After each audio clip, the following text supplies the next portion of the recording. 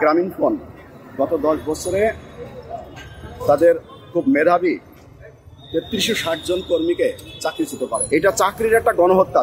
গ্রামীণফোন গভর্নমেন্টের ১২,০০০ কোটি টাকা এখনো প্রদান করেনি।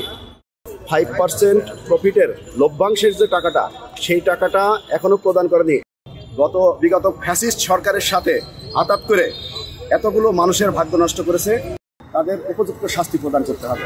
ভাইয়া, আপনারা তো অবশ্যই এমপ্লয়ি ছিলেন গ্রামীণফোনের, অনেক বছর জব করেছেন, এবং আজকে আপনারা কেন বাহিরে এবং কেন এইভাবে আপনাদের এই অ্যাক্টিভিটি আমাদেরকে একটু বলবেন প্লিজ। থ্যাংক ইউ ভাইয়া। আজকে আমরা এখানে যারা সবাই উপস্থিত হয়েছি তারা সবাই গ্রামীণফোনে একসময় কর্মরত ছিলাম। আপনার পরিচয়টা একটু দিয়ে নিতেন যদি প্লিজ। আমি শোয়েব, আমি এই চাকরিচ্যুত অধিকার বঞ্চিত গ্রামীণফোনের শ্রমিক পরিষদের পক্ষ থেকে এখানে এসেছি। তো আমাদের খুবই সুন্দর একটা জীবন ছিল, কর্পোরেট জব করতাম। গত 10 বছরে গ্রামীণফোন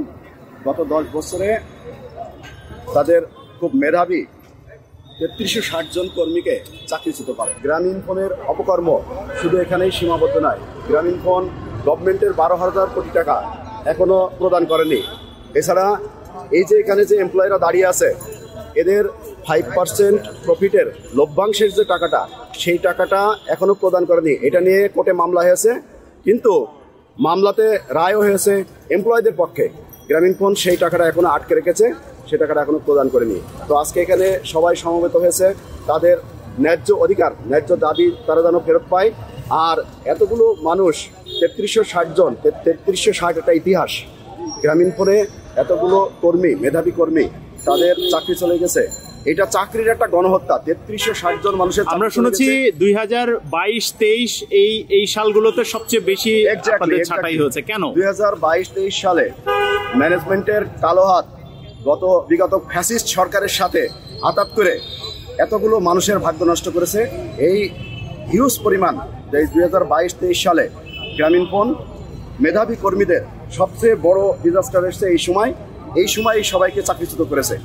তো এত লাভজনক একটা প্রতিষ্ঠান, যেখানে বাংলাদেশে সবচেয়ে রেপুটেড অর্গানাইজেশন এবং সবচেয়ে প্রফিটেবল অর্গানাইজেশন, অথচ এরকম একটা অর্গানাইজেশন যেখানে এমপ্লয়ি ফ্রেন্ডলি হবে, বাংলাদেশের অর্থ সামাজিক উন্নয়নে ভূমিকা রাখবে, একটা অর্গানাইজেশন যখন একটা দেশে বিজনেসের প্রপোজাল নিয়ে আসে, তখন প্রথম যে ডেভেলপমেন্টের বা অর্থ সামাজিক উন্নয়নের যে বক্তব্যটা দেয় বা যে প্রস্তাবটা দেয়, সেটা হলো সে দেশে এমপ্লয়মেন্ট, সে দেশে কত হাজার মানুষের কর্মসংস্থানের ব্যবস্থা করবে।